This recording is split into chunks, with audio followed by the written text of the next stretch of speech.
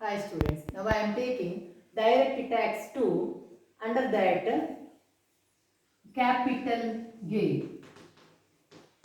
So we already solved one problem. We can see the second problem. The problem is like this. X purchased a residential house at Udupi for rupees 2 lakh at 1498. So he purchased a house on 1498 at rupees 2 lakh. The next, on 1/4/2001, its fair market value was 3 lakh. So its fair market value on 1/4/2001 is 3 lakh. Next,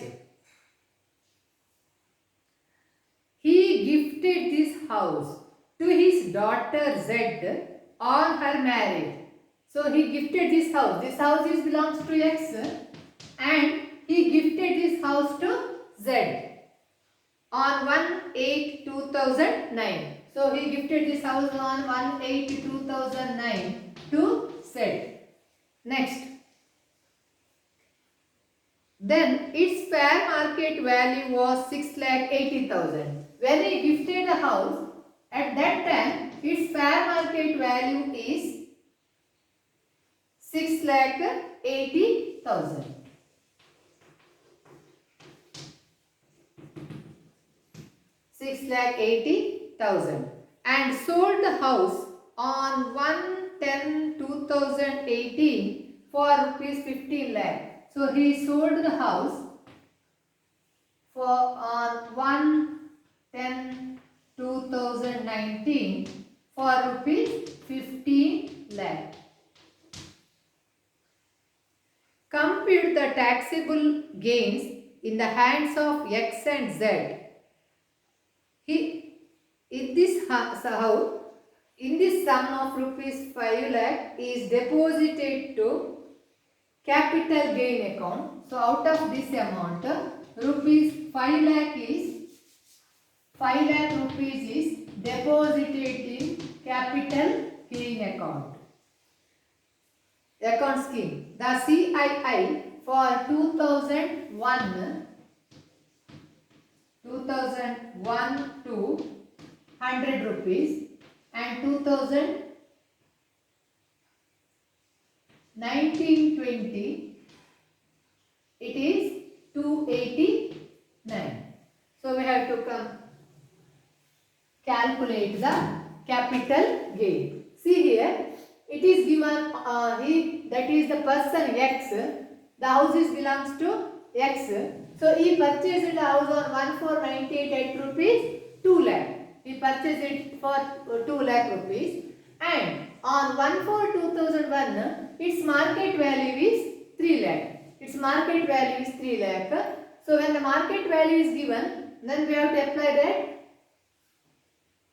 this cost of the house or market value, whichever is higher.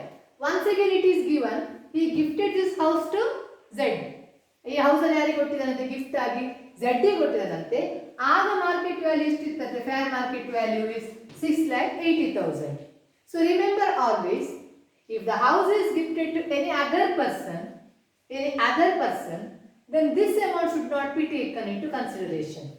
So after the gift, that fair market value should not be taken into consideration. ಯಾವಾಗ ಯಾವುದೇ ಒಂದು asset ಅನ್ನು gift ಆಗಿ ಕೊಟ್ಟ ಮೇಲೆ ಅದರ value ನಮಗೆ ಅಗತ್ಯ ಇಲ್ಲ. ಆ ವ್ಯಾಲ್ಯೂ ನಾವು ತಗೊಳ್ಬಾರ್ದು. ಆಗ ಫೇರ್ ಮಾರ್ಕೆಟ್ ವ್ಯಾಲ್ಯೂ ಅಂತ ತಗೊಳ್ಬಾರ್ದು. ಓನ್ಲಿ ಒರಿಜಿನಲ್ ಕಾಸ್ಟ್, ಆಗ ಅವನ ಕೈಲಿದ್ದ ಫೇರ್ ಮಾರ್ಕೆಟ್ ವ್ಯಾಲ್ಯೂ ಅನ್ನು ತಗೊಳ್ಬೇಕು. ಸೊ 2 lakh ಮತ್ತು 3 lakh ಅನ್ನು ಕಂಪೇರ್ ಮಾಡಬೇಕು. ಇಂಡೆಕ್ಸಿಂಗಿಗೆ ಯಾವುದನ್ನು ತಗೊಳ್ಳಿಕ್ಕಿಲ್ಲ, 6,80,000 ಅಂತ ತಗೊಳ್ಳಿಕ್ಕೆ ಇಲ್ಲ. Then he sold the house at for rupees 15 lakh. Then CII is given. Then he is deposited in capital gain.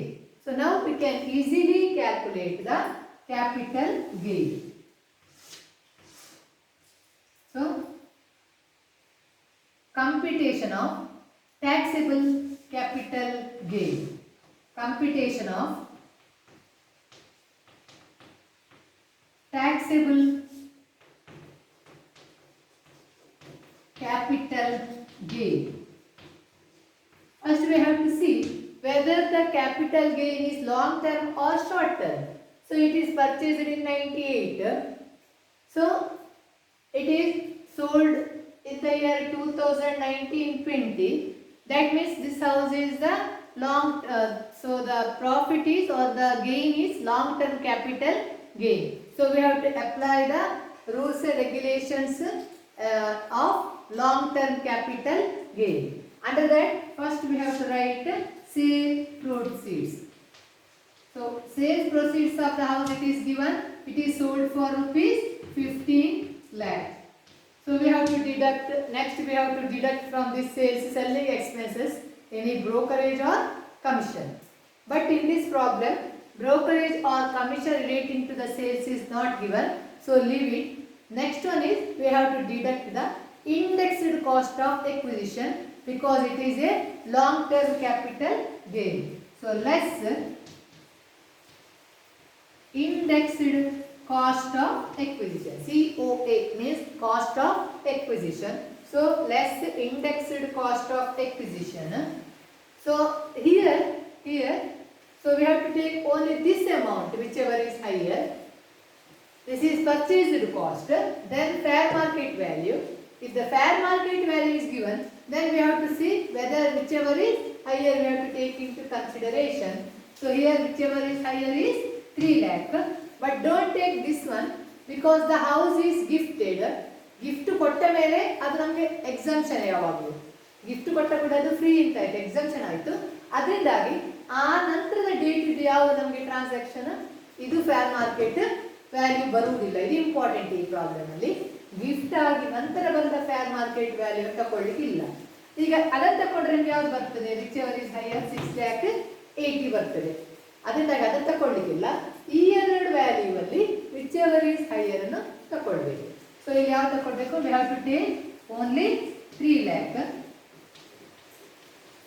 then this year index that is 289 divide by so fair market value is given in the year for 2001 so we have to see the CI of 2001 that is 100 so divide by 100 so this is given in the problem itself ಇದನ್ನು ಹುಡುಕಬೇಕು ಅಂತಿಲ್ಲ CII ಅಂತ ಅವರು ಕೊಟ್ಟಿರ್ತಾರೆ ಕೆಲವು ಸಲ ನಮಗೆ ಈಗಕ್ಕೂ ಕೆಲವು ಸಲ ಕೊಡುವುದಿಲ್ಲ ಕೊಡ್ತಾರೆ ಕೊಡದಿದ್ರು ಅಂದ್ರೆ ನೆನಪಿಡಿ ಈ ಅಸೆಸ್ಮೆಂಟ್ ಇಯರಿಗೆ ನಿಮಗೆ ಅದು ಬರುವಂಥದ್ದು 289 previous year so 3 lakh indexed it we get 8,67,000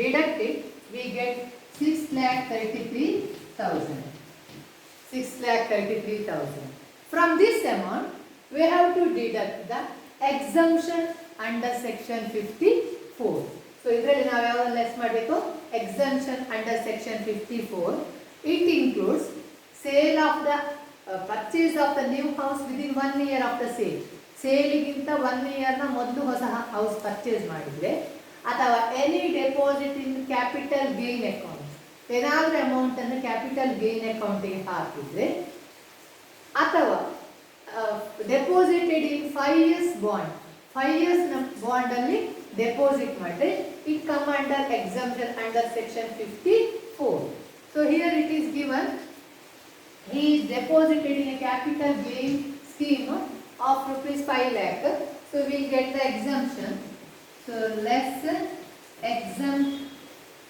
under section 54 under that deposit in capital gain scheme or capital gain account it is 5 lakh